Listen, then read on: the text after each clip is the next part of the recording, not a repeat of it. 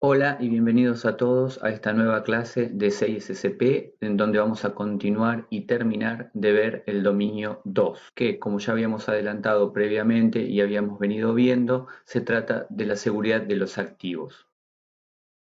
Una vez finalizado todo el análisis de cada uno de los activos y los tipos de controles que tenemos para estos activos, toca ahora sí ver la clasificación de la información, que es, como ya habíamos mencionado, un control en sí mismo. Este control quizás es uno de los más importantes o por lo menos el primero que deberíamos analizar cuando estamos haciendo la gestión de la seguridad de la información. A continuación vamos a ver la importancia de la clasificación de la información, el motivo de por qué es importante analizar y clasificar la información y también vamos a analizar algunos documentos que son importantes para la realización de la clasificación de la información, por lo menos cuando es la primera vez o las primeras veces que estamos haciendo esta clasificación.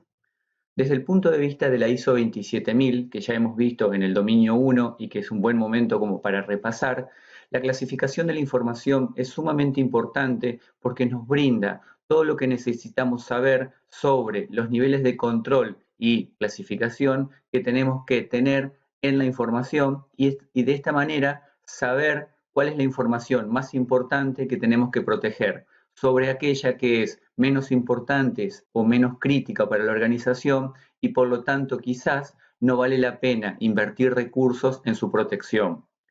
Un ejemplo típico de esto es un backup. Obviamente nosotros tenemos que invertir tiempo, dinero para tratar de proteger esos backups, primero hacerlos y luego proteger esos backups.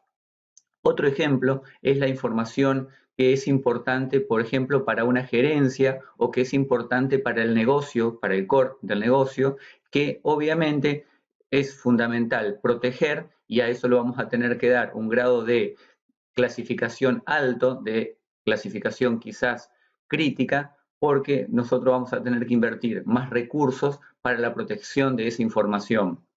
Otro ejemplo en donde la clasificación de la información es sumamente importante es también cuando estamos decidiendo qué backup vamos a hacer, o sea, qué información vamos a proteger en un backup. No es lo mismo, como decía anteriormente, proteger la información importante del core del negocio que proteger aquella que quizás está almacenada en una máquina de un usuario final y que no necesariamente hace al core del negocio. Un ejemplo típico de esto son las imágenes o las fotografías que sacó un usuario en sus últimas vacaciones y quizás tiene almacenado en su disco rígido, ocupando espacio nada más, o los MP3 que escucha un usuario determinado en sus horas de trabajo. Esto no significa que esa información no la tenemos que tener clasificada, pero sí significa que no es necesaria almacenarla en un backup.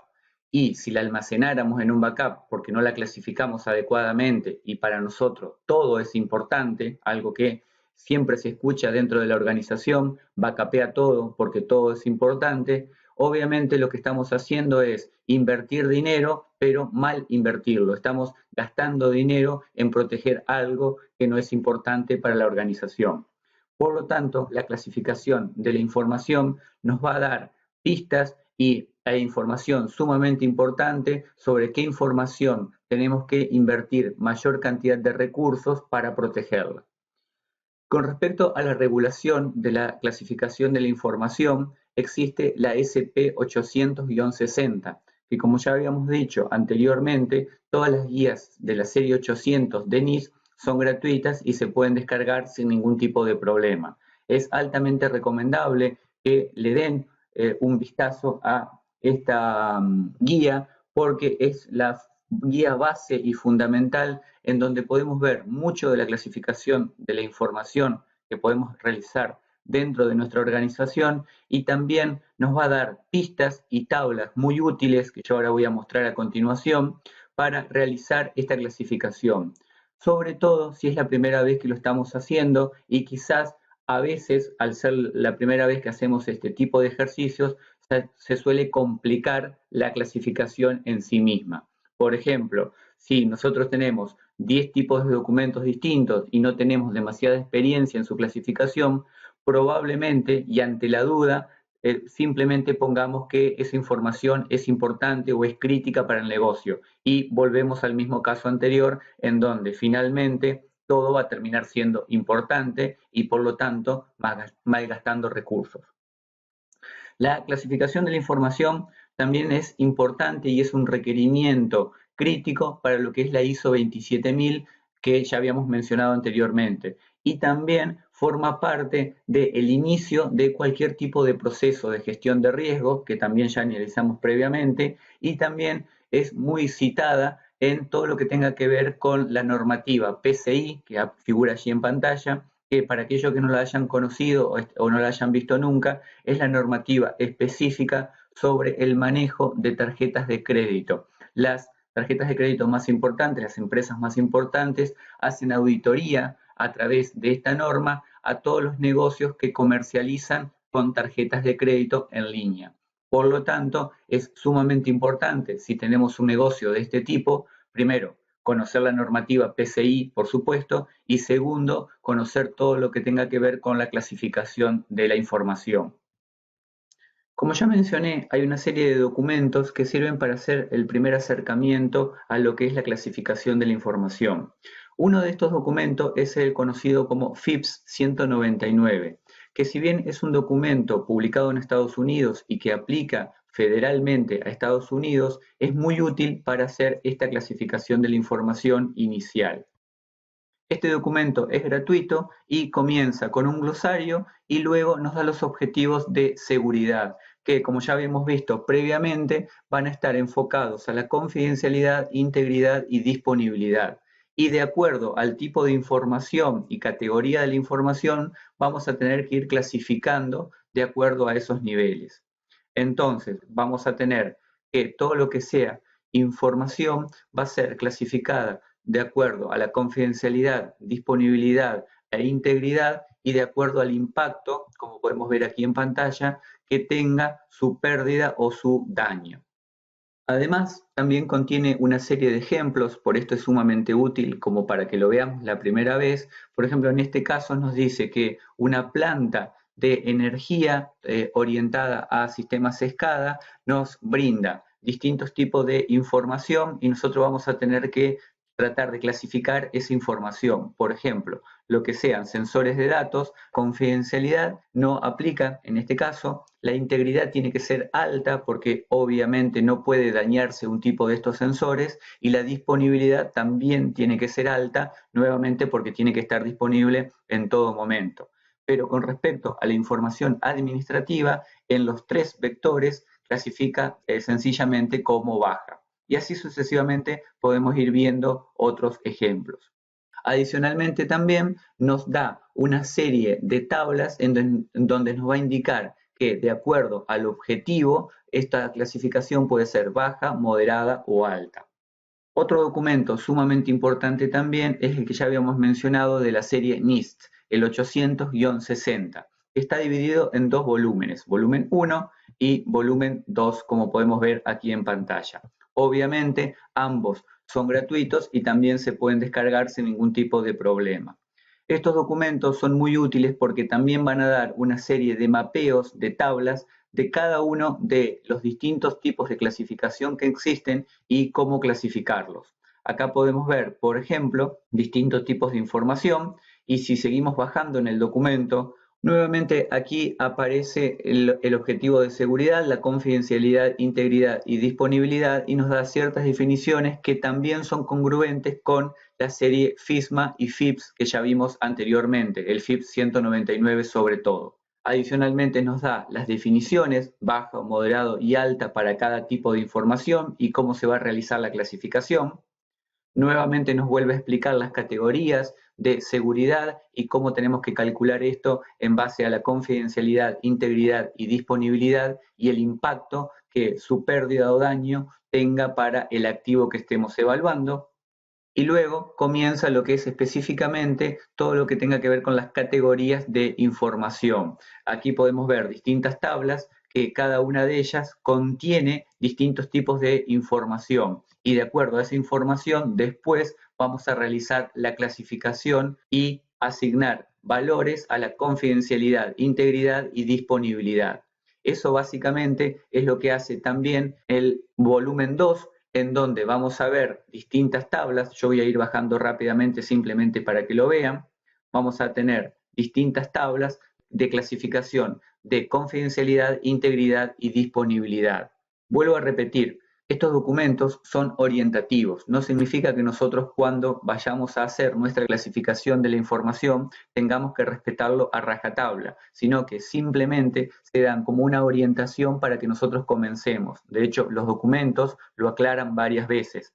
Eso significa que cuando nosotros estemos haciendo la clasificación de nuestros activos, vamos a tener que evaluar de acuerdo a la criticidad de cada uno de ellos si estas tablas aplican o no, pero por lo menos como puntapié inicial son de gran ayuda. Adicionalmente también nos dan la definición de muchos de los activos que muchas veces son fáciles de olvidar simplemente porque no lo tenemos en cuenta o porque no tenemos la experiencia suficiente como para armar estas tablas. Vuelvo a repetir, estos documentos son sumamente útiles para hacer todo el primer despliegue de lo que es la clasificación de la información. Una vez vistos los documentos más importantes que existen en este momento para las buenas prácticas de la clasificación de la información, es bueno preguntarse por qué clasificar. Básicamente, esto hace referencia a lo que mencionábamos anteriormente, a que no toda la información tiene el mismo valor o la misma forma de utilizarlo. Cuando yo mencionaba el ejemplo del backup de información crítica del negocio y de información que podía tener un usuario en su equipo personal, esta justamente es la diferencia. No toda la información que vamos a tener dentro de la organización tiene el mismo valor y por lo tanto va a haber información que es muchísimo más importante o muchísimo más crítica y que es fundamental preservar para la continuidad del negocio. Otra, sin embargo, generalmente información final que no tiene demasiado nivel de importancia, generalmente no se la va a clasificar o directamente se la podría llegar a clasificar como de valor público. Otro motivo por el cual clasificar es que no toda la información está sujeta a los mismos riesgos. Anteriormente, cuando mencionábamos los activos, decíamos que había activos que tenían valor y también había activos que tenían valor para un tercero. Esto es porque están sujetas a distintos niveles de riesgo y quizás un tercero está interesado en obtener esa información y por lo tanto el riesgo de esa información en particular va a ser mayor que otra que no es tan interesante o valiosa para un posible atacante. Adicionalmente, no todo el mundo debe tener acceso a la misma información o a toda la información de la organización. Esto, el ejemplo más claro, es cuando hay información que solamente va a ser accesible, por ejemplo, por un gerente o por miembros de la alta gerencia o por aquellos que tienen que tomar decisiones dentro de la organización, pero obviamente no va a estar accesible a todos los miembros de la organización. Por otro lado, los costos elevados asociados a la protección hacen que sea fundamental tener clasificado previamente qué información asegurar y qué información no es tan importante. Esto también hace relevancia a los distintos tipos de controles que existen para proteger la información. Por ejemplo, como ya mencionamos, el backup o cualquier otro tipo de medida o control que nosotros tengamos que disponer para proteger la información. No es lo mismo, por ejemplo, si yo tengo que hacer un backup en la nube, almacenar 1 GB de información que quizás lo puedo transferir a través de un servicio de transferencia simple como puede ser FTP o SSH, que almacenar 50 teras de información, en donde obviamente la forma de almacenarlo y de transmitirlo va a cambiar y no va a ser tan fácil de hacer como podría ser, por ejemplo, con un FTP. También es importante organizar de acuerdo a la sensibilidad de la información. El ejemplo más típico es almacenar la información en un file server, por ejemplo, en carpetas, en donde cada carpeta va a estar catalogada de acuerdo a la sensibilidad de la información que se almacena allí y quién puede acceder. También relacionado con lo que mencionábamos anteriormente, a que no todos los miembros de la organización pueden acceder a toda la información. Es una buena forma de asegurar que la información sea protegida de la mejor manera costo-beneficio. Esto es, si yo tengo mucha información que almacenar, cuál va a ser el balance costo-beneficio más adecuado para protegerla. Y finalmente, simplemente por orden y disciplina, ya que es una buena práctica tener todo ordenado dentro de la organización. Ya habíamos visto la regla del hombre prudente, en donde, por ejemplo, si un juez tiene que evaluar si nosotros fuimos prudentes al almacenar o al proteger la información, al tenerla ordenada y al tenerla clasificada, seguramente esto va a facilitar la decisión de esa persona para saber que si tuvimos la intención de hacerlo bien, quizás también hubiéramos tenido la intención de proteger la información de la cual estamos hablando. Con respecto a los beneficios de la clasificación de la información, por un lado, demuestra el compromiso de la organización hacia la seguridad. Esto también está relacionado con el orden y la disciplina que hablábamos anteriormente. Si alguien tiene que decidir si estuvimos haciendo bien las cosas y si realmente tuvimos la intención de protegerlo y de llevar seguridad a la organización, seguramente el compromiso de la organización, el compromiso de la alta gerencia, el orden en que tengamos las cosas, evidentemente va a ser un beneficio. Por otro lado, permite identificar qué información es relevante o importante de la que no lo es. Por ejemplo, información pública que debe estar accesible a todo el mundo o que, de última, si es publicada, no dañaría seriamente a la organización. Por otro lado, también permite aplicar los conceptos de confidencialidad, integridad y disponibilidad que habíamos visto previamente en los otros dominios y que también vimos en los documentos del NIST. Habíamos dicho que los niveles de clasificación iban a estar basados justamente en la triada. Por lo tanto, siempre vamos a tener que aplicar estos conceptos, confidencialidad, integridad y disponibilidad, y medir el riesgo que tiene cada información o cada activo que estamos evaluando, medirlo en base a estos tres pilares. Adicionalmente, ayuda a identificar qué control pertenece a qué información, esto es, saber específicamente que va a haber controles muy particulares que aplican a tipos de datos muy particulares y va a haber otros que generalmente aplican a toda la información. Por ejemplo, si yo menciono un firewall, probablemente sea un control que pertenece a muchísimos tipos de datos que maneje dentro de la organización. Pero si menciono un WAF, que es un Web Application Firewall, probablemente solamente aplique a las aplicaciones que desarrolle dentro de la organización. Pero si digo un guardia, probablemente aplique solamente a algunos tipos de controles de acceso que permitan o no acceder a la organización y al lugar físico donde está entablada dicha organización. Adicionalmente, también puede ser requerido por ciertas regulaciones o legislaciones. Anteriormente mencionábamos FISA o FIPS en el caso de Estados Unidos, que son regulaciones específicas que requieren la clasificación. Pero también en el caso de Latinoamérica, por supuesto, vamos a tener regulaciones específicas y leyes específicas que requieran la clasificación. Por ejemplo, la Ley de Protección de Datos Personales o todo lo que tenga que ver con ISO 27000 o todo lo que tenga que ver específicamente con PCI y las tarjetas de crédito, regulaciones que ya mencioné anteriormente. Ahora sí, entonces, vamos a ver dos esquemas de clasificación. El primero de ellos es un sistema generalmente utilizado por los militares y que podemos ver en muchas películas norteamericanas y se basa en 4 niveles: el top secret, el sensible o sin clasificar, o directamente lo que es información pública que figura allí en la diapositiva, sin clasificar. El primero de ellos, entonces, el nivel de clasificación gubernamental y militar, que no necesariamente todos los países van a seguir, pero que sí es importante conocer para el caso de Estados Unidos, porque, como ya dijimos, la certificación CISSP en particular hace relevancia en estos temas. El primer nivel, entonces, para esta clasificación gubernamental o militar es Top Secret. Es información cuya divulgación causaría serios daños a la seguridad nacional. Hay que prestar especial atención con estos niveles porque, como decimos aquí, es para clasificación gubernamental. Por lo tanto, estamos hablando siempre de información y datos que afectarían de alguna forma a la seguridad nacional. Estos documentos, o algunos de ellos, lo podemos ver, por ejemplo, en el caso de Snowden, que cuando en el año 2013 filtró información, muchas de las diapositivas y documentos que publicó estaban clasificados como top secret o en algunos casos eran secretos, pero que solamente podían compartirse entre los países miembros de lo que se denomina los 5 ojos, que son los países más fuertemente aliados a Estados Unidos.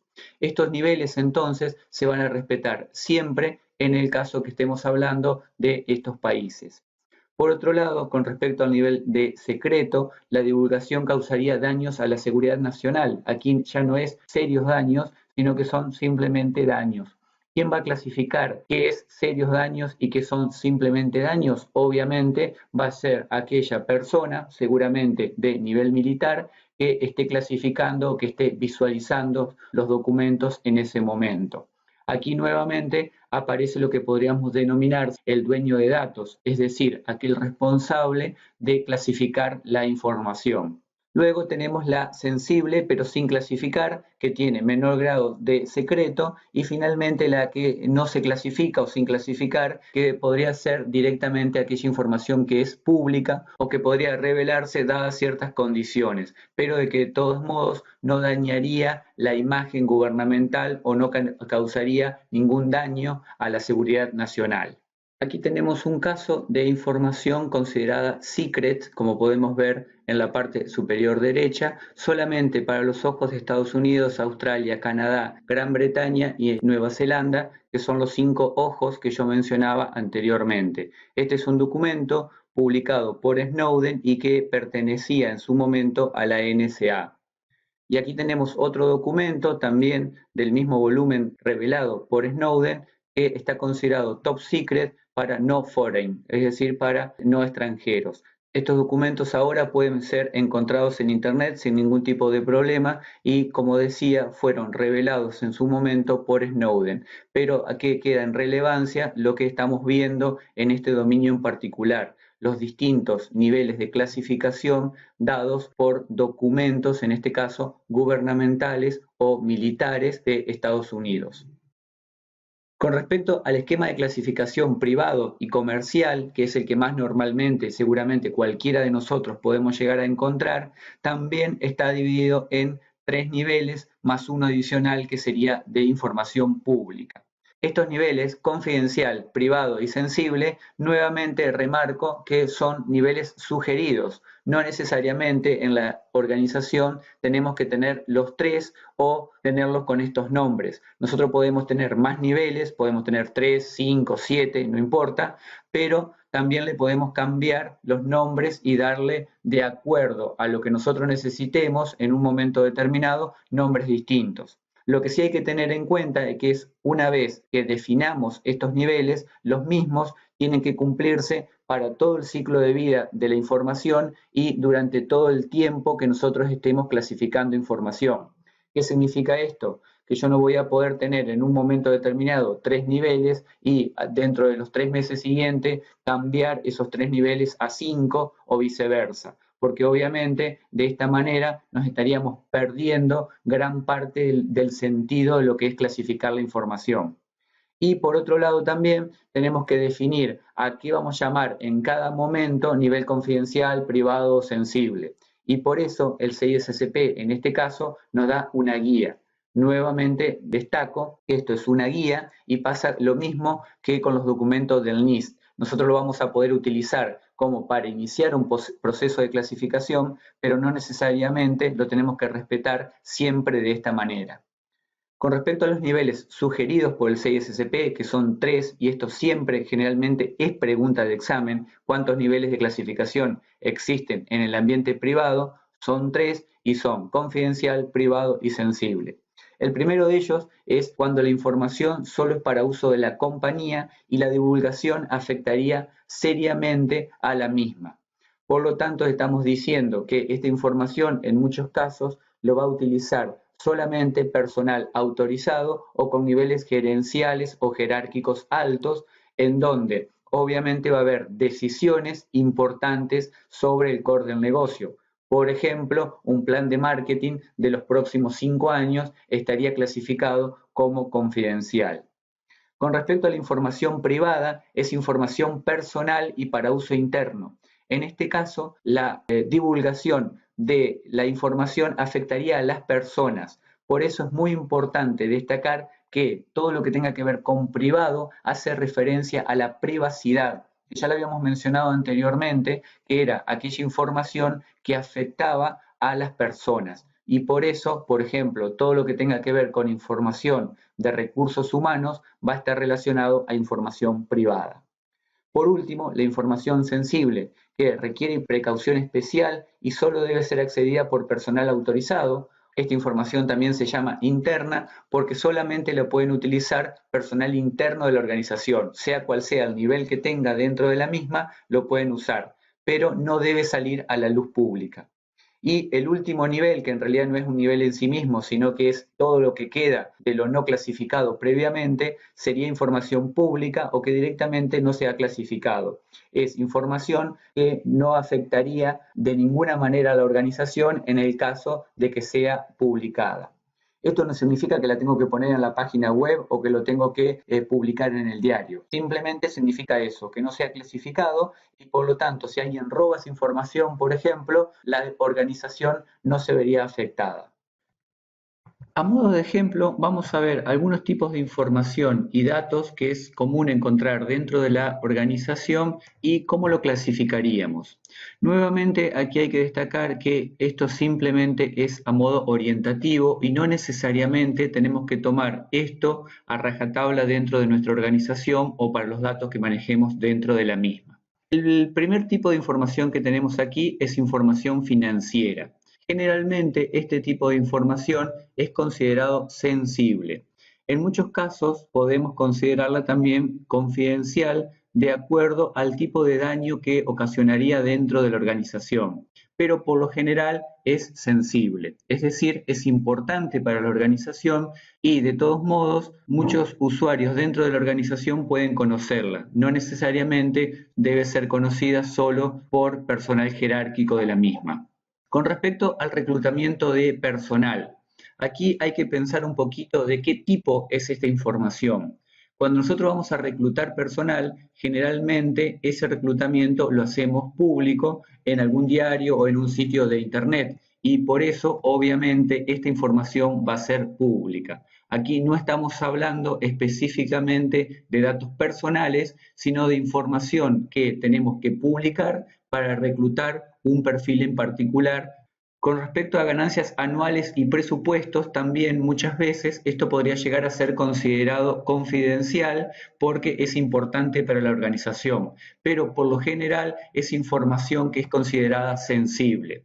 También en muchos países, quizás algunas de sus organizaciones, también las ganancias anuales o presupuestos deben hacerse públicos. Esto es porque hay algún tipo de regulación o ley dentro de ese país que lo consideran de esta manera. Pero habitualmente y por lo general es información sensible.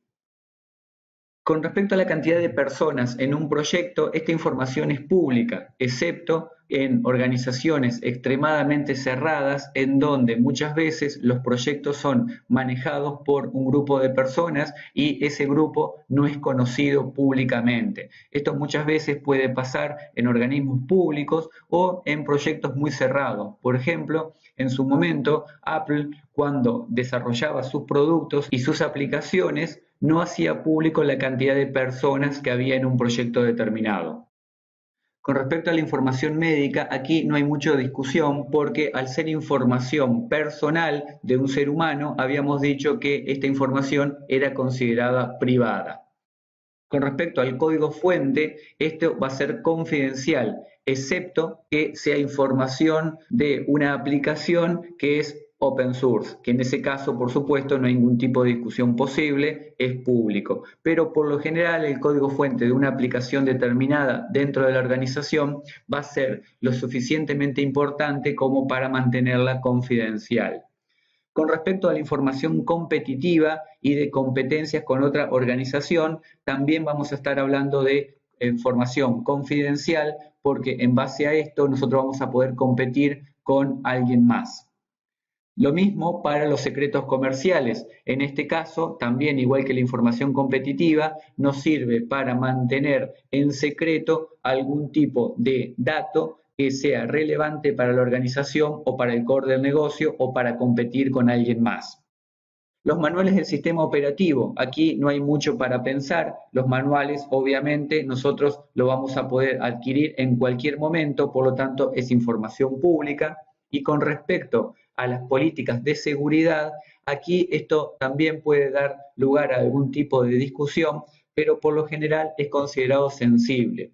Rara vez las políticas de seguridad son consideradas confidencial, excepto que haya algún tipo de secreto comercial, cosa que no debería. En resumidas cuentas, las políticas de seguridad son sensibles y de hecho muchas veces también son públicas porque deben haber visto, por ejemplo, al entrar a alguna organización, muchas veces la política de seguridad o la misma parte de la norma ISO 27000 está publicada al entrar a la organización. Por lo tanto, ahí en ese caso estaríamos diciendo que es pública.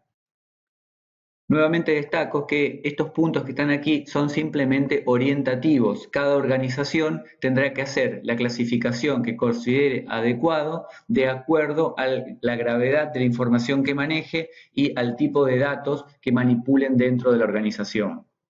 Como puede verse, para los criterios de clasificación nosotros podemos utilizar distintas variables y justamente en esta diapositiva vemos algunos de estos criterios y cómo podemos llevar adelante la clasificación de acuerdo a ellos.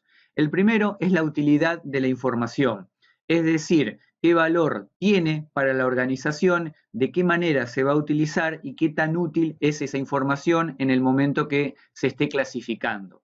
Obviamente, de acuerdo a ese momento, nosotros vamos a tener que hay información que puede ser más útil en un momento determinado y menos útil pasado cierto tiempo. Por eso es que la clasificación de la información debemos realizarla generalmente una vez por año, o eso por lo menos es lo que recomiendan las buenas prácticas. Es decir, vamos a evaluar un dato particular, vamos a suponer en el año 2017, y al año 2018 en algún momento vamos a tener que volver a reclasificar ese dato para verificar si el nivel de clasificación que le dimos en un año determinado sigue siendo el mismo o cambió. Puede ser que la información se haya tornado más crítica o bien, que generalmente es lo que sucede, se haya tornado menos crítica y por lo tanto tengamos que bajar el nivel de clasificación, por ejemplo, de confidencial a sensible o algún otro nivel de clasificación que hayamos definido. Lo que generalmente permanece constante es la privacidad, es decir, aquella información que hayamos clasificado como privada, porque por lo general esa información, como habíamos dicho, que son datos personales, y esa información rara vez cambia de clasificación. Pero información que pertenece al negocio, por ejemplo, un plan de marketing que habíamos mencionado anteriormente, muchas veces puede ser clasificado como importante y al año siguiente o 5 años después, por ejemplo, puede ser considerada como sensible e incluso en algún momento podríamos llegar a ser considerada como interna o pública. Por lo tanto, la utilidad de la información va a tener que ir cambiando y esa clasificación también va a ir cambiando de acuerdo a la utilidad en ese momento determinado. El siguiente criterio es el valor de la información. Como ya habíamos dicho, este valor puede ser para propio o para terceros, es decir, para el personal de la organización o el valor que tenga para un tercero o para un posible atacante. Este va a ser el criterio seguramente más importante junto con la utilidad que vamos a poder tener para la información en un momento determinado. Luego también está la validez y la edad de la información con el paso del tiempo. Esto está relacionado al primer punto, como ya mencioné, y el ejemplo típico que se da siempre es el plan de marketing que yo daba recién. La información va a cambiar su clasificación de acuerdo al tiempo que vaya pasando. Obviamente puede haber información que no necesariamente tenga que ser reclasificada o que cambie cada vez que la clasifiquemos. Por ejemplo, si es un secreto comercial, supongamos la forma en que Google indexa todo lo que es el ranking de Google, hay que saber, por supuesto, que es información que solamente Google debe tener y dañaría seriamente a la organización si ese algoritmo se hace público. Por lo tanto, ese tipo de información generalmente va a ser clasificada como crítica y por lo tanto es probable que no cambie con el pasar del tiempo, excepto que en algún momento la organización decida cambiárselo ex profeso. Adicionalmente, vamos a tener la vida útil y la aplicabilidad, cosa que ya mencioné y está relacionado a los puntos anteriores. Por otro lado, también vamos a tener el nivel de daño que podría causar la revelación de esa información. Por ejemplo, con el caso de Google que yo acabo de mencionar, todo lo que tenga que ver con el algoritmo de indexación dañaría seriamente a Google si ese algoritmo se hace público. Esto fue intentado, de hecho, en el año 2008 en China, cuando Google todavía tenía oficinas en China. El gobierno chino intentó robar el algoritmo para construir su propio buscador. Obviamente después Google negó que esto realmente hubiera pasado o que se hubiera robado información de la empresa, pero curiosamente en el año 2009, esto lo pueden buscar y comprobar, Google se terminó yendo de China en bastante malas condiciones. Luego China, curiosamente, terminó publicando su propio buscador. Por lo tanto, ahí podemos sacar algunas conclusiones interesantes de ese hecho y de la información que posiblemente fue revelada o fue robada. Luego tenemos las regulaciones legales, contractuales y regulatorias. Esto significa, cosa que ya habíamos mencionado en el primer dominio, todo lo que las obligaciones que nosotros tenemos que cumplir porque pertenecen a una legislación o porque tenemos que cumplir algún tipo de contrato. Por ejemplo, si nosotros nos dedicamos a despachar un producto determinado y tenemos un contrato con X cantidad de empresas en donde el contrato dice que no pueden pasar más de determinado tiempo o cantidad de horas para cumplimentar nuestro producto o para cumplimentar nuestro pedido, evidentemente ese nivel de clasificación de esa información importante va a tener que ser clasificada como crítica dentro de la organización, porque significa que si no cumplimos el contrato, aparte de estar violándolo, seguramente vamos a tener algún tipo de sanción por parte de nuestros clientes o por parte de nuestros proveedores. Adicionalmente, también está la asociación de datos personales. Esto ya lo mencionamos varias veces, está relacionado a la privacidad del dato de las personas. Por lo tanto, aquí no hay mucho más que agregar. Y adicionalmente también vamos a tener quién, el qué, el dónde y cómo se accede a la información. Seguramente va a haber información que solamente debe ser considerada interna y que bajo ningún punto de vista puede ser pública y puede ser conocida por personal externo a la organización. Pero quizá va a haber información, como ya expliqué anteriormente, que tranquilamente podríamos publicar en nuestro sitio web y efectivamente es pública y cualquiera la puede acceder. Por lo tanto, va a haber información que de acuerdo al nivel de criticidad va a haber distintos actores que pueden acceder. Obviamente también puede haber información confidencial que solo algún gerente o el CEO de la compañía puede acceder a la misma. Por lo tanto, efectivamente también va a cambiar el criterio de clasificación.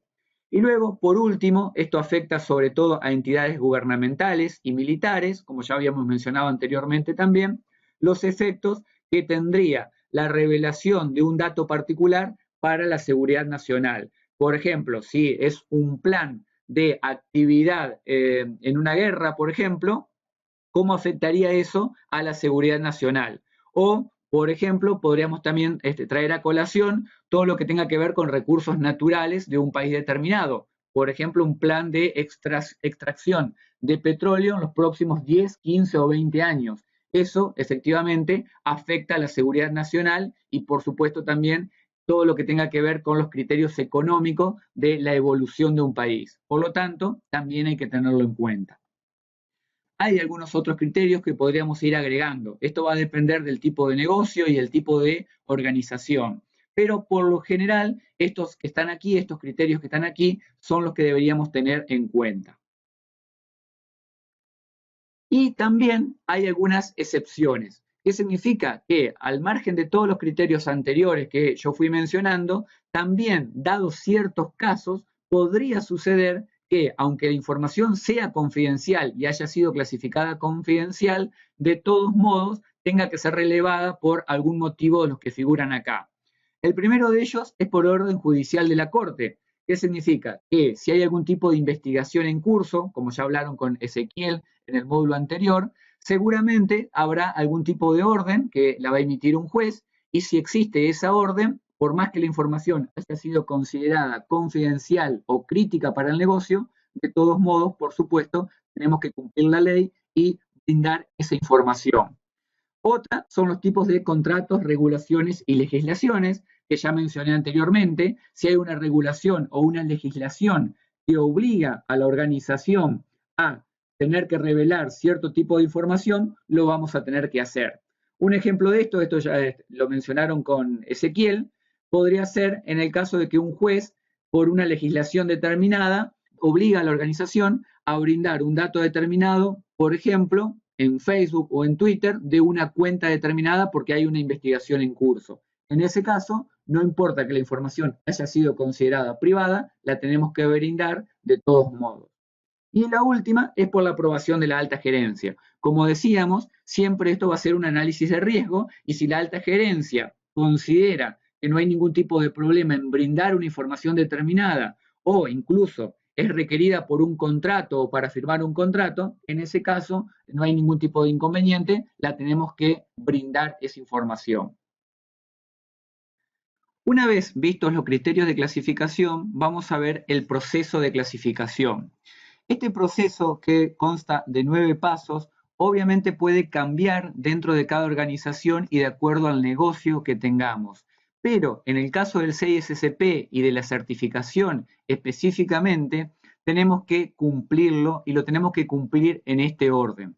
Esto puede resultar bastante molesto, pero lamentablemente desde el punto de vista de la certificación lo tenemos que dar y tenemos que saber cuál es ese orden particular. De todos modos, como digo, en la práctica podría pasar que no se siga exactamente el mismo orden o que incluso se agreguen o saquen pasos. Como estamos dentro de la certificación CISSP, es importante, vuelvo a repetir, conocer estos puntos y adicionalmente también saber el orden, porque muchas veces es información que puede ser tomada en el examen.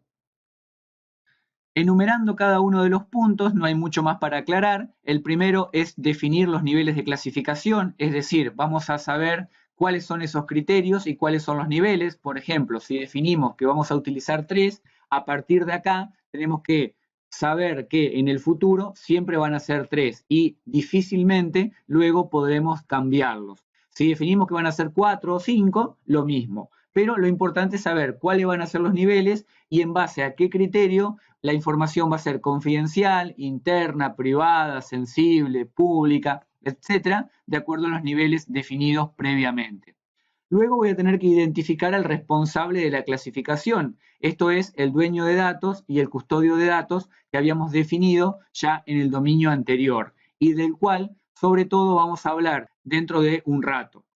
Luego tenemos que especificar los controles de seguridad para cada uno de los niveles. Es decir, si tengo información confidencial, obviamente esa información va a ser protegida de una manera más celosa, por decirlo de alguna manera, y por lo tanto voy a tener que tener mayores niveles de clasificación y mayor cantidad de controles, de acuerdo a algunos de los controles que ya vimos en el dominio anterior. Luego voy a tener que documentar las excepciones. Generalmente las excepciones suelen ser alguna de las 3 o las 3 que mencioné anteriormente o alguna otra que la gerencia o el dueño de datos haya considerado adecuado. Luego voy a tener que especificar los procesos para desclasificar la información. Como había dicho, la clasificación se hace una vez por año o es recomendable que se haga una vez por año y por lo tanto puede pasar que haya información que en algún momento deje de estar clasificada o directamente pase a ser pública. Por lo tanto, voy a tener que definir cuál es el proceso por el cual voy a desclasificarla o voy a cambiar el nivel de clasificación y luego hacer la revisión del documento adecuado y comunicarlo a cada uno de los responsables o las personas que estén a cargo de la manipulación de esos datos.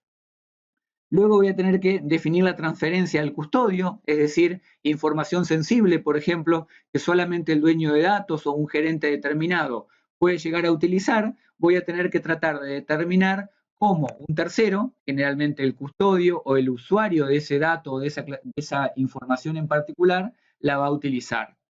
Y luego voy a tener que definir un plan de concientización, del que vamos a hablar luego, en donde voy a tener que explicar a cada uno de los responsables y personas relacionadas con ese dato particular cómo utilizar la información, cómo clasificarla y cuáles son los controles de seguridad que aplicamos a esa información en particular. ¿Por qué es importante este plan de awareness y este plan de concientización? Porque es donde yo voy a explicar específicamente por qué una información determinada o un dato determinado tiene el nivel de clasificación que yo le acabo de definir. Con esto terminaríamos lo que es el proceso de clasificación de la información propiamente dicho y adicionalmente también terminamos con una parte de un dominio sumamente importante y sobre todo con la clasificación de la información, que es también un elemento muy importante en todo lo que tenga que ver en la ISO 27000. De hecho, tanto en ISO 27000 la 1, la 2 o la 5, que es el de gestión de riesgo, suelen ser los primeros pasos que se recomiendan para cualquier procedimiento de aseguramiento de la información o de certificación en seguridad de la información. Por lo tanto, con esta parte terminaríamos clasificación de la información y ahora sí vamos a comenzar con todo lo que tenga que ver con las prácticas para contratar a una persona, realizar su trabajo en la organización y también las prácticas que se recomiendan cuando tengo que desvincular a una persona de su empleo. ¿Por qué es importante todo lo que tenga que ver con las personas y el ser humano? Porque esta es una frase que siempre hemos escuchado, de hecho en cualquier charla de seguridad de la información generalmente aparece esta frase, la cadena se rompe por el eslabón más débil y obviamente ese eslabón son las personas o el usuario o lo que generalmente se lo conoce como PeopleSoft, es decir, todo el software, entre comillas, relacionado a las personas. Las personas obviamente no somos máquinas y por lo tanto nuestras acciones no son predecibles. ¿Qué significa? Que yo a una máquina, a una computadora la puedo programar de una manera determinada para que haga siempre lo mismo o por lo menos predecir cuál va a ser su comportamiento. En cambio, los seres humanos, simplemente por ser seres humanos, tenemos distintos humores, cambiamos el humor de un día para el otro, un día tuvimos una discusión con una persona y eso cambia nuestro humor, un día nos enojamos por algo, un día estamos felices por otra cosa y así sucesivamente nuestro accionar dentro de la organización se vuelve poco predecible. Por lo tanto, lo que tenemos que hacer es tratar de estudiar de la mejor manera posible al ser humano y a nuestros empleados para tratar de minimizar los riesgos e implementar controles y medidas preventivas. Ejemplo de esto es, si yo sé que todos los usuarios y mis empleados trabajan de 9 a 18, simplemente por dar un horario, tendría que tratar de determinar si hay personas que en algún momento llegan más temprano o se van más tarde. Y en ese caso, tratar de tener los controles adecuados para saber qué hacen esas personas en ese horario determinado. Incluso puede pasar que haya gente que trabaja después de horario. Por ejemplo, una persona de limpieza que suelen entrar luego que el personal se vaya.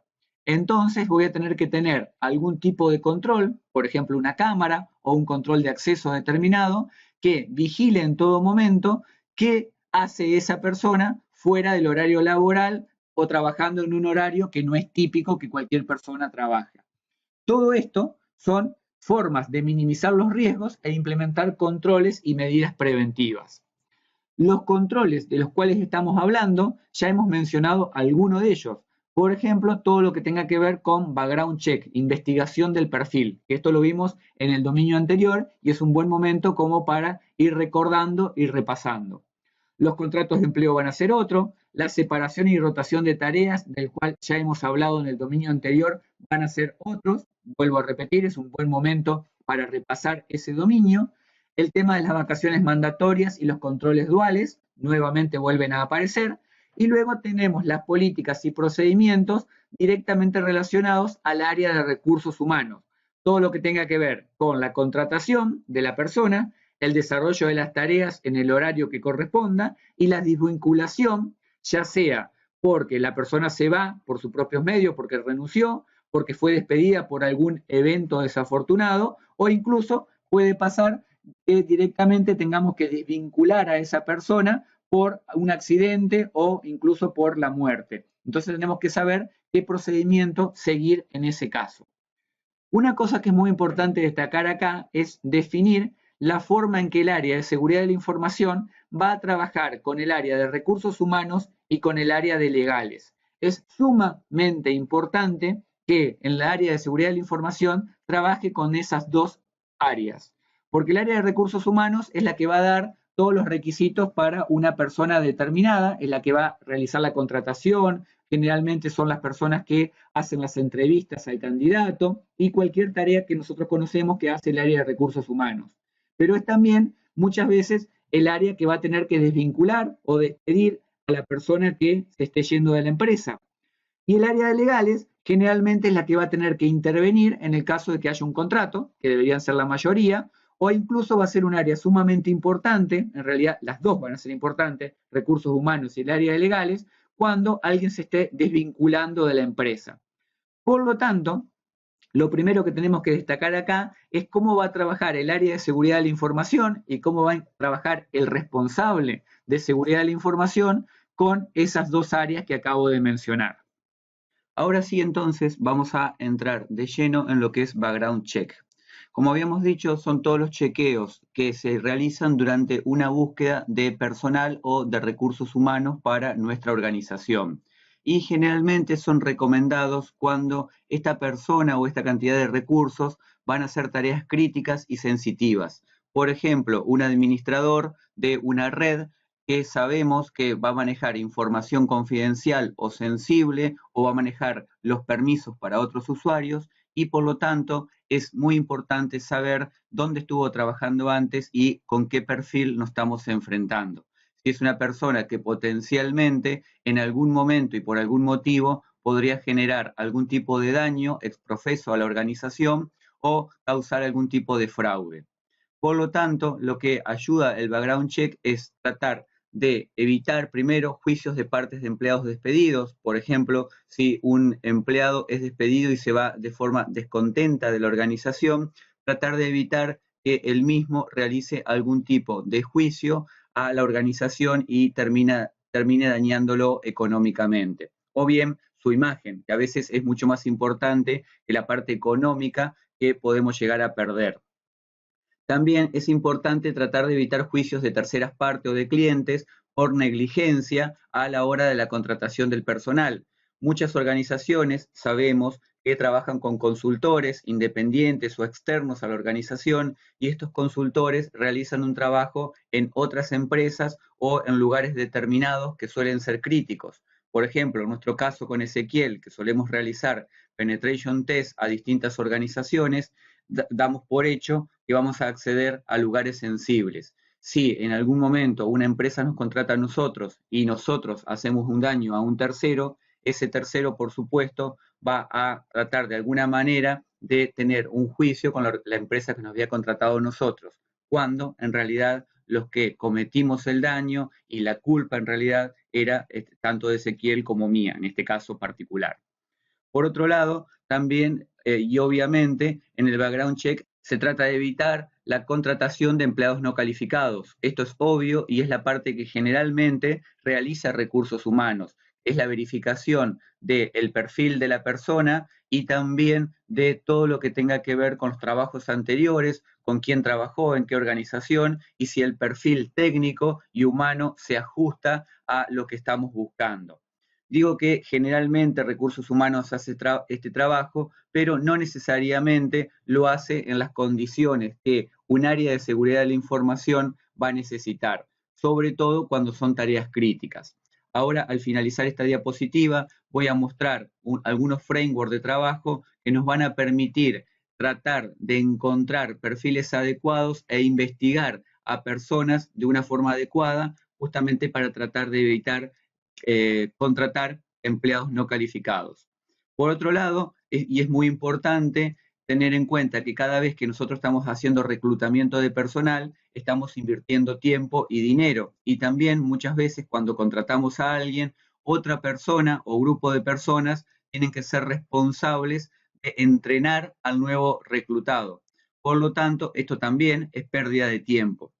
Y tenemos que tener en cuenta que cada vez que contratemos a alguien, esa pérdida de tiempo tenemos que tratar de que sea una inversión en realidad, y si esa persona que contratamos se nos va a los 2 o 3 o 4 meses por X motivo, en realidad perdimos al nuevo recluta y también perdimos todo el tiempo adicional que dedicamos a entrenamiento y a capacitación.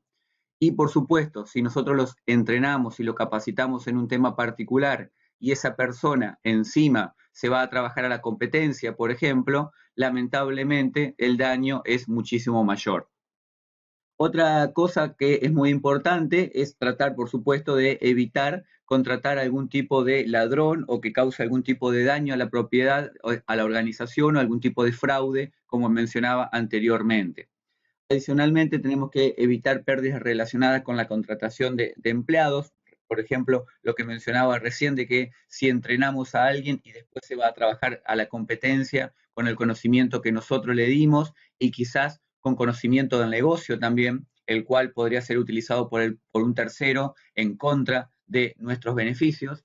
Y luego tenemos la disminución de la moral de los empleados y los juicios por violencia o acoso sexual.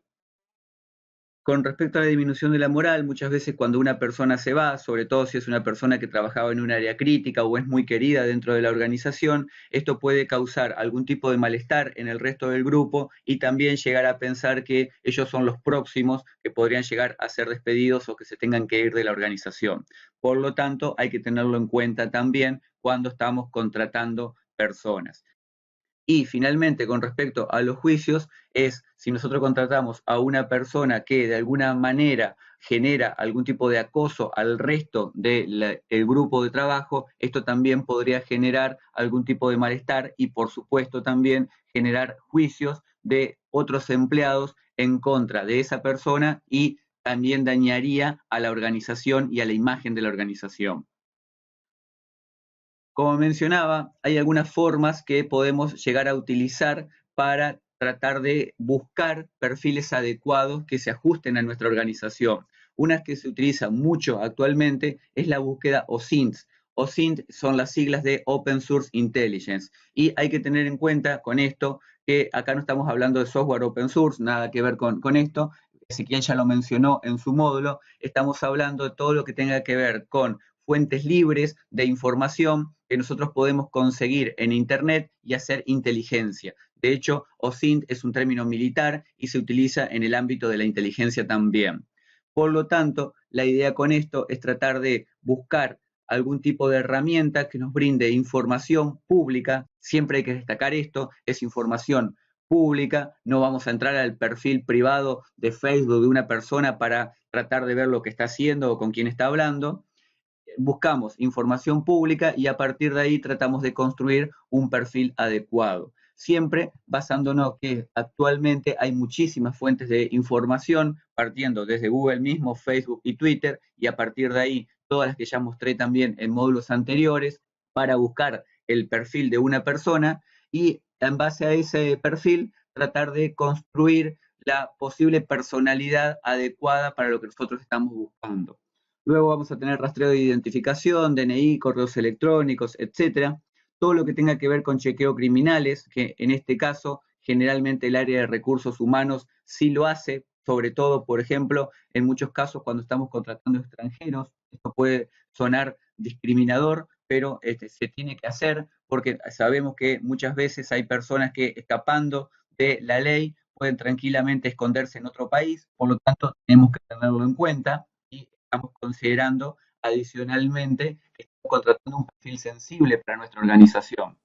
Los chequeos administrativos y fiscales, por el mismo motivo anterior, si no tiene deudas, si no se escapó de algún lugar, si, por ejemplo, es muy común en distintos países verificar que si una persona no tiene deuda alimenticia con su familia o con sus hijos, registro de ofensas sexuales, por lo que mencionaba anteriormente, de los casos de abusos que lamentablemente cada vez se presentan más seguido, la verificación de los empleos anteriores y las referencias laborales. Esto es importante, ya lo mencioné, pero siempre que haya una referencia laboral en un currículum vitae, es sumamente importante que esté el correo electrónico y los teléfonos de los empleos anteriores. Y estos datos tienen que verificarse.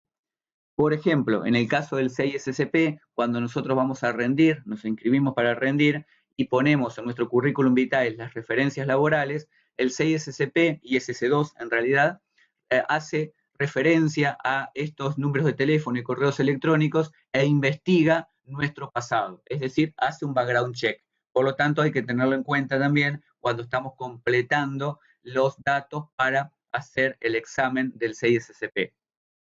La verificación de la educación parece algo obvio, pero lamentablemente muchísima gente miente y en la actualidad, por ejemplo, es muy común encontrar en los currículum vitae personas que tienen diversa cantidad de certificaciones cuando en realidad es mentira. De hecho, me ha tocado varias veces tratar de estudiar perfiles que dicen que son CISSP, la misma certificación que estamos estudiando justamente, y cuando vamos a verificarlo, esto es falso.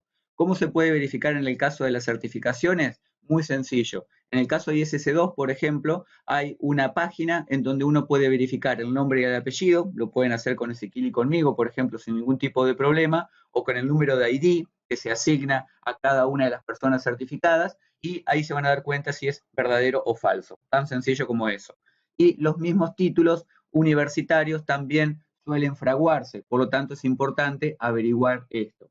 Y finalmente todo lo que tenga que ver con chequeos de inmigración internacional, por lo que mencionaba anteriormente, cuando vamos a contratar a algún extranjero en nuestra organización. Como decía, hay algunos frameworks de Open Source Intelligence y este es uno de los más conocidos. Hay varios más y de hecho también hay herramientas que nosotros podemos estudiar. Por ejemplo, OSR Framework es un framework justamente desarrollado en Python que nos va a permitir recolectar información de distintos perfiles o de distintos tipos de dominios en Internet. Y toda esa información se basa en este framework en donde podemos ver, por ejemplo, si queremos obtener un nombre de usuario o si tenemos un nombre de usuario determinado o un correo electrónico determinado, a partir de ahí podemos realizar búsquedas de correo electrónico en distintos lugares. O si tenemos un dominio determinado de una persona o de una organización, podemos determinar, por ejemplo, a través de sus registros WHOIS, a quién pertenece el dominio, si tiene algún otro tipo de dominio registrado y así sucesivamente. Para cada caso podemos ver que el framework es muy amplio y podemos incluso realizar búsquedas por teléfonos de distintos lugares o registros públicos o registros laborales o de empresas que hay en Internet. Todo esto siempre basado en información pública, como mencionaba anteriormente. Finalmente, con lo que respecta a la contratación de personas, tenemos los tipos de contratos de empleos que podemos llegar a firmar o que es recomendable que un empleado firme dentro de la organización.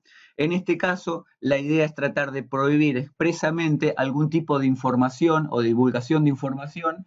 La primera es la cláusula de no competencia. En este caso se prohíbe legalmente aceptar una oferta de un competidor por un plazo de trabajo determinado. Aquí estamos hablando de que si yo estoy trabajando en una organización, en un banco, por ejemplo, y hay un banco de la competencia que me ofrece hacer el mismo trabajo con los mismos objetivos, obviamente habría un problema de competencia muy claro y en ese caso la organización en la que estoy trabajando en este momento, podría obligarme o tratar de hacer que firme una cláusula de no competencia para evitar justamente la parte de que un competidor me pueda llegar a contratar y que yo divulgue información que los puede dañar. Y la siguiente es la cláusula de no divulgación, quizás es la más conocida de todas. De hecho, cada vez que nosotros, por ejemplo, como consultores, realizamos algún tipo de trabajo, prácticamente nosotros mismos obligamos a veces a que la empresa que nos está contratando nos haga firmar este contrato. Es una forma de demostrar nuestra ética laboral. ¿Qué nos va a decir la cláusula de no divulgación? Que se asegura la confidencialidad y la no divulgación justamente de la información que nosotros hayamos obtenido mientras realizábamos el trabajo. Por ejemplo, si yo estoy realizando un pentesting de una organización determinada y encuentro cierta cantidad de vulnerabilidades, bajo esta cláusula no voy a poder divulgar absolutamente nada a nadie, ni a la competencia ni a ninguna otra persona. Y finalmente tenemos restricciones a la distribución de la información corporativa en cualquiera de sus formas.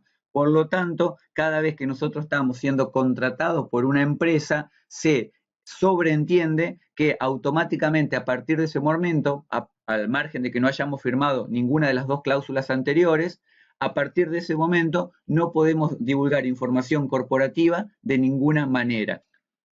Finalmente, una cosa que hay que tener en cuenta con respecto a la cláusula de no competencia, sobre todo, es el plazo por el cual vamos a tratar de firmar la cláusula. Muchas veces, muchas empresas se abusan de esta cláusula y dicen que a partir de que yo me vaya de trabajar de esa empresa, por ejemplo, no voy a poder trabajar en lo mismo después de 5 años o de 10 años. Esto es una tontería y de hecho está la ley de trabajo en la mayoría de los países que prohíbe expresamente este tipo de abuso. Nosotros no podemos prohibirle a un consultor, por ejemplo, o a un profesional que trabaje de lo único que sabe o de lo que se gana la vida simplemente porque trabajó para nosotros en algún momento. Por lo tanto, si bien la cláusula de no competencia generalmente es obligatoria o es recomendable que se firme, tenemos que tener en cuenta de no abusar de ella. No podemos prohibirle a una persona que trabajó con nosotros que trabaje en otro lugar. Obviamente, siempre y cuando también se respete la cláusula de no divulgación, es decir, que esa persona éticamente no viole ningún tipo de confidencialidad de nuestra organización. El último tema de este dominio es el awareness o la concientización o el entrenamiento de las personas con respecto a seguridad de la información. Este tema ya lo habíamos mencionado por arriba anteriormente en este dominio y también en el dominio 1, pero ahora vamos a entrar un poco más en profundidad en lo que es específicamente las tareas de concientización y las tareas que comprende la concientización en sí misma. Como ya había mencionado, la palabra awareness en inglés es de difícil traducción al español porque comprende una serie de actividades que no necesariamente tienen una traducción literal al español, pero muchas veces se acepta el término concientización o concienciación en español para tratar de traducirla. ¿Qué va a comprender? Va a comprender todas las tareas que abarcan a todo el personal de la organización y en este caso vamos a estar hablando específicamente de la concientización, capacitación y entrenamiento con respecto a seguridad de la información, así como cada uno de los controles de seguridad que ya vimos en los dominios anteriores. Es decir, que vamos a tener que encontrar una manera de comunicar el qué, el cómo y el por qué existe seguridad de la información en la organización y cómo esas políticas de seguridad afectan a dicha organización. Cuando decimos que es toda la organización, nos referimos justamente al verdadero significado de la palabra todo. Toda la organización tiene que ser capacitada, desde los directivos de más alto nivel, cualquier tipo de gerencia, hasta los empleados de menor rango dentro de la organización y también al personal externo que de alguna manera realiza tareas dentro de la misma. Esto sería, por ejemplo, todo lo que sean auditores, consultores o cualquier tipo de persona que acceda para realizar algún tipo de trabajo. Adicionalmente, y esto ya lo habían mencionado también en el dominio 1, pero es muy importante destacar, cada audiencia tiene su propio programa de concientización y awareness.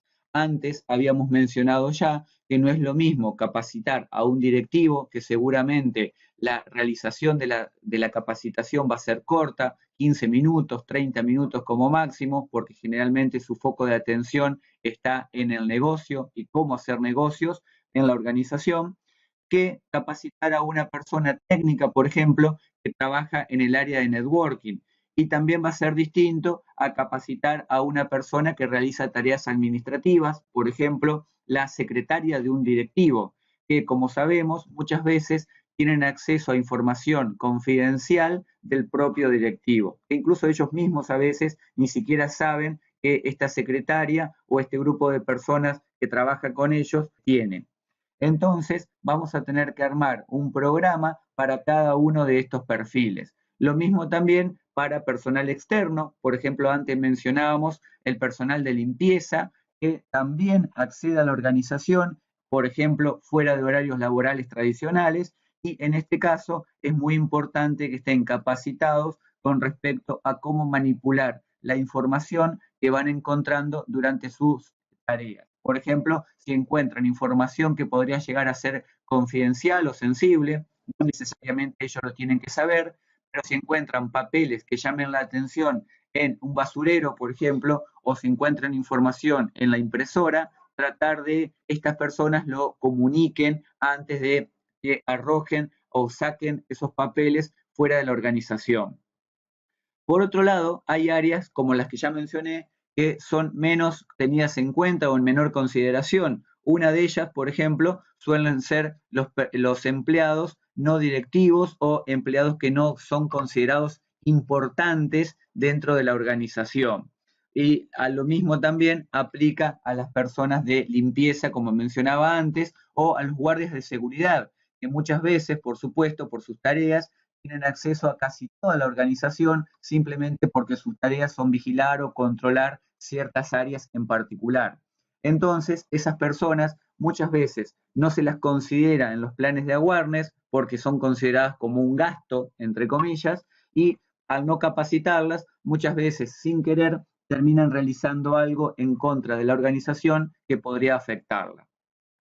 Y finalmente, algo sumamente importante con respecto al awareness es que no es un objetivo que nosotros tengamos que lograr de un año para el otro y después olvidarnos de dicho objetivo. No, igual que habíamos estado mencionando con el ciclo PDCA de mejora continua, debe realizarse en forma periódica y continuamente, al menos una vez por año.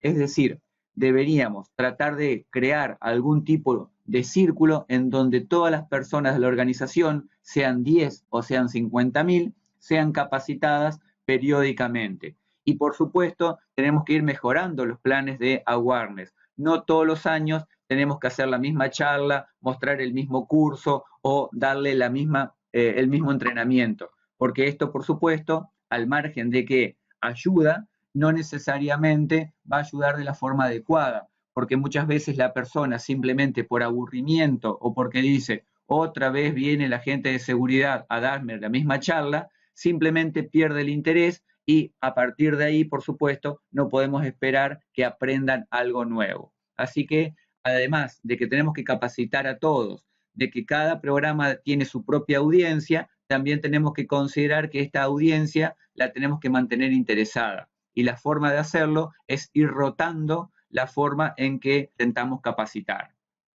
Los beneficios del awareness son, en primer lugar, la reducción importante de la cantidad de acciones no autorizadas. Por ejemplo, el tema del cambio de contraseñas o el tipo de contraseñas que utilizan los empleados es una buena forma de enseñarle a ellos cómo utilizar las contraseñas y esto le va a servir en su vida personal, por ejemplo, para cuidar su cuenta personal de Gmail o de Facebook, hasta, por supuesto, en el ambiente laboral. Si les enseñamos a crear contraseñas seguras y les explicamos el motivo de por qué es, no simplemente porque a nosotros se nos ocurrió utilizar una contraseña con mayúsculas, minúsculas y caracteres especiales de 20 de longitud, esto es bueno. Más, va a generar rechazo en la organización. Por lo tanto, tenemos que explicar que hay un motivo real, técnico y también para evitar cualquier tipo de fraude, robo de identidad, etcétera. Y al explicarle estos motivos, lo que estamos haciendo en realidad es tratar de que entiendan de por qué es bueno utilizar una buena contraseña. Yo siempre digo que los mejores ingenieros sociales son los chicos menores de edad, porque son siempre los que nos van a intentar convencer de hacer algo. Por ejemplo, si quieren que le compremos un juguete determinado, van a encontrar 50 formas distintas de darnos el mismo mensaje y tarde o temprano nos van a intentar convencer o nos van a terminar convenciendo, de hecho.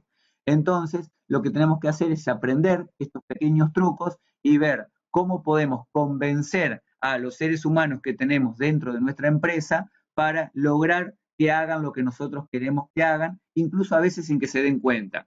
¿Cómo logramos esto? Con repetición, diciendo muchas veces lo mismo, pero de distintas maneras. Por eso los planes de awareness a veces son tan difíciles de llevar a cabo, porque muchas veces nos centramos en dar un mensaje de la misma manera con una charla aburrida que grabamos en video, como incluso puede ser esta, o quizás ustedes estén pensando que puede ser esta. La idea de esto es justamente tratar de dar el mismo mensaje de distintas formas en distintos lugares. Por ejemplo, incluso en el 6SCP, este curso que ustedes están viendo ahora, nosotros vamos a intentar dar el mensaje que estamos dando ahora en otros dominios desde otro punto de vista, de otra manera.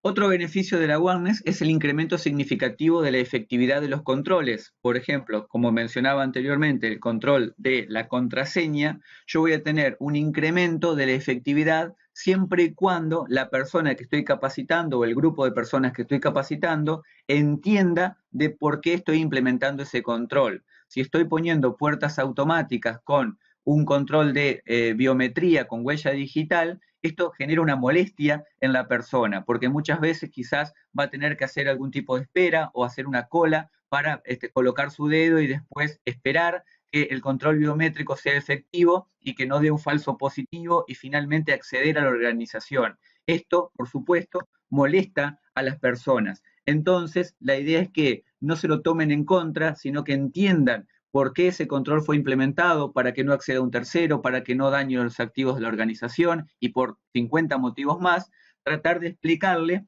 que ese incremento significativo de controles también es un incremento significativo en el beneficio de sus tareas.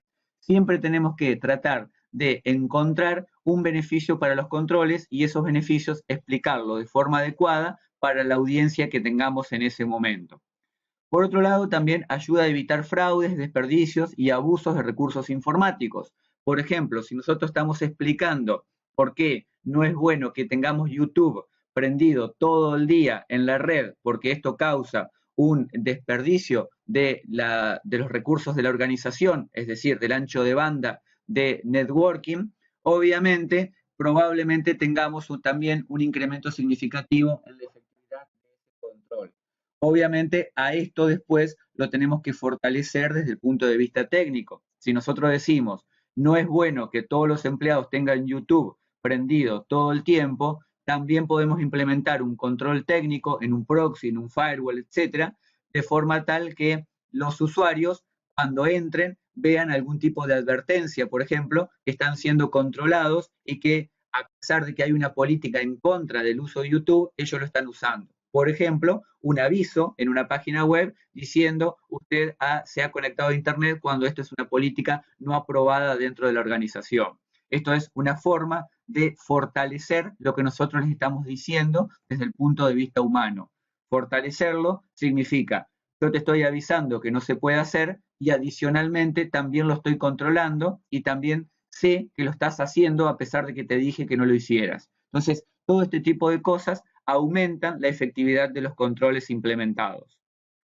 Y finalmente, el awareness es un tipo de control en sí mismo y por lo tanto tiene que ser medido. ¿Qué significa esto? Que si yo estoy haciendo un plan de concientización con videos o con charlas, por decir dos de los casos más típicos, lo tengo que evaluar de alguna manera, a través de un examen, a través de un multiple choice, a través de diferentes tipos de capacitación. Por ejemplo, el año 1 capacito sobre un tema determinado y el año 2 vuelvo a capacitar sobre ese tema de una forma distinta, como dije antes, y en ambos casos lo evalúo.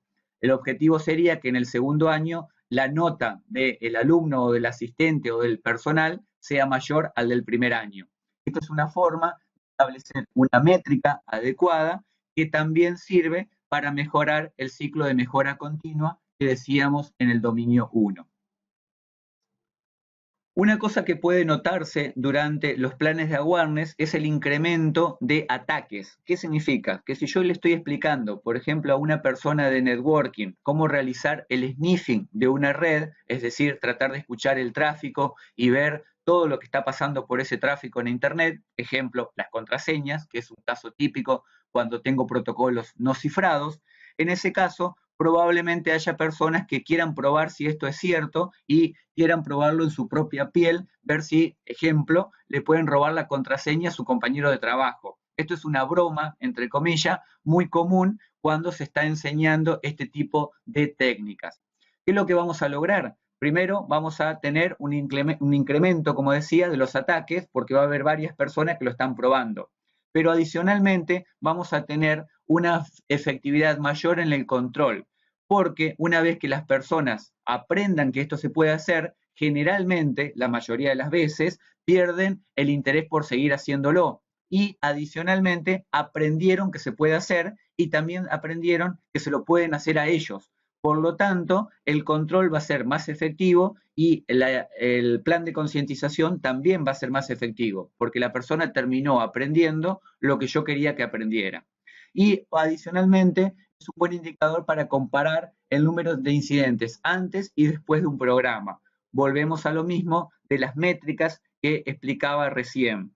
Cuando yo estoy explicando algo, o estoy enseñando, o estoy haciendo un plan de awareness, en realidad la idea es que siempre la cantidad de incidentes, luego, la segunda vez que lo hago, o la tercera o la cuarta, sea menor porque logré mayor cantidad de aprendizaje de mayor cantidad de gente.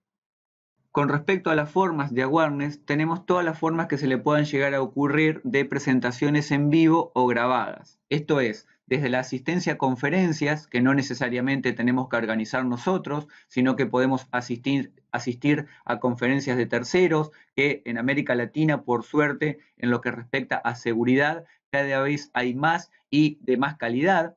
Podemos realizar presentaciones nosotros y organizados por la organización.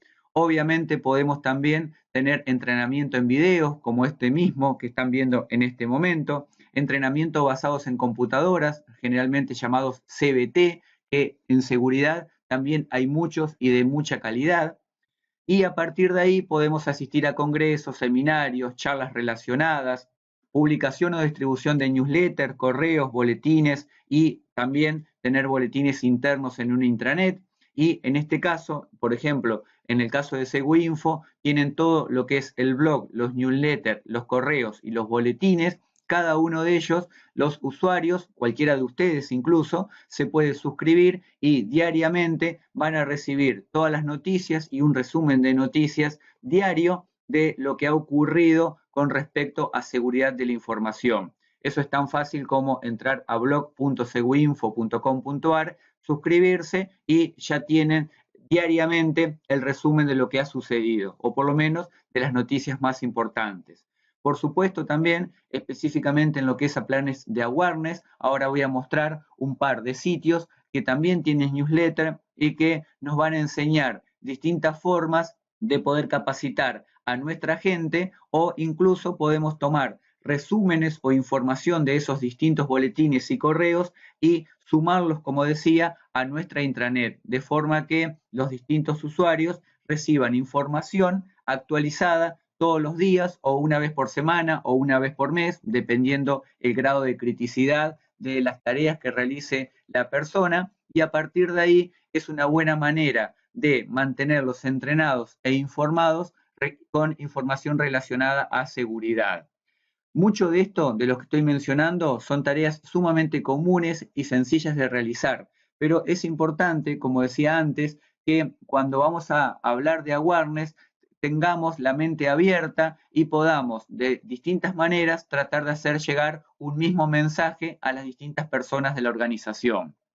También una forma de mantener siempre vivo un mensaje es con los recordatorios. Esto es, por ejemplo, banners de login, en donde cuando una persona se está logueando a un sistema o a su propia computadora, aparece algún tipo de mensaje informándole que la información que está utilizando es de la compañía y bajo ningún punto de vista puede violar la confidencialidad de la misma, que las tareas que se están haciendo están controladas y por lo tanto esto está siendo monitoreado en todo momento. Y por otro lado también tenemos de hacer marketing de seguridad, esto es algún tipo de taza, lapiceras, los mousepad, y tratar de dar mensajes cortos y que sean de fácil recordatorio, para que la persona continuamente sepa que está siendo monitoreada, controlada y que además es importante que mantenga la seguridad dentro de su organización. Para que tengan una idea de la mente abierta que yo les decía anteriormente, he visto algunas compañías que incluso han implementado algún tipo de afiche o cartel publicitario muy cortito, con una frase muy corta, incluso en los baños, de forma tal que una persona que va al baño, cosa que generalmente hacemos un par de veces por lo menos por día, recordemos que existe el área de seguridad de la información y cuál es su objetivo. Los incentivos, los premios, los reconocimientos también son una buena forma de premiar a la persona que cumple los objetivos de seguridad de la información o las áreas que cumplen este objetivo. Muchas veces en las políticas de seguridad es común ver los castigos por no cumplir algún tipo de objetivo de seguridad, pero rara vez se ven los incentivos, los premios o el reconocimiento por haberlos cumplido. Esta es una forma de pensar un problema al revés. En vez de castigar, lo que estoy haciendo es incentivar a la persona que lo hace.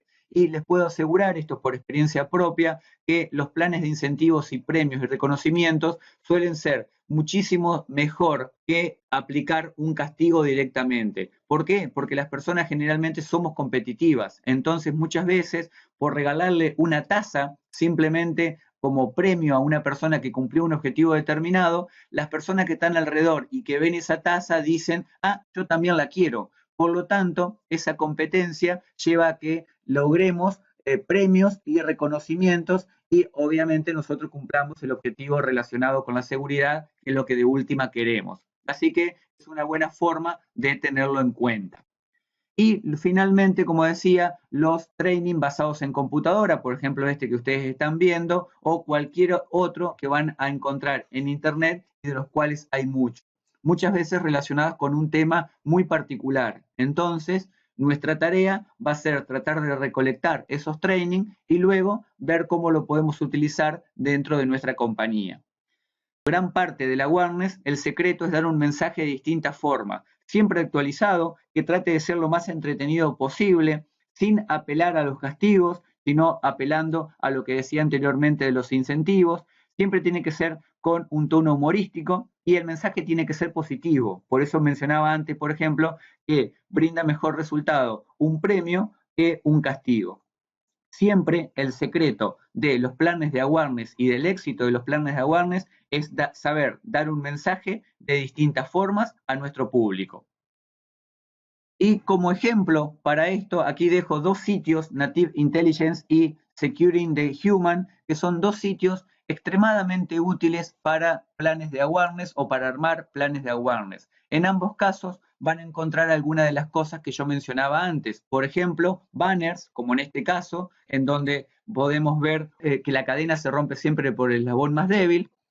O bien, por ejemplo, en este caso, para phishing. Como podemos ver, estos banners están pisados con el nombre de la compañía que los generó, pero de todos modos se pueden incluso adquirir sin ningún tipo de problema, sin el banner pisado. Ambos sitios, los dos que mencioné, son sumamente útiles para armar planes de awareness. E incluso, por ejemplo, tienen boletines a los cuales nos podemos suscribir sin ningún tipo de problema. Como decía, este era el último tema del dominio 2 y a partir de aquí vamos a empezar con los temas más técnicos. Va a quedar Ezequiel a cargo de la introducción del próximo dominio, así que nos estamos viendo en la próxima clase. Muchísimas gracias.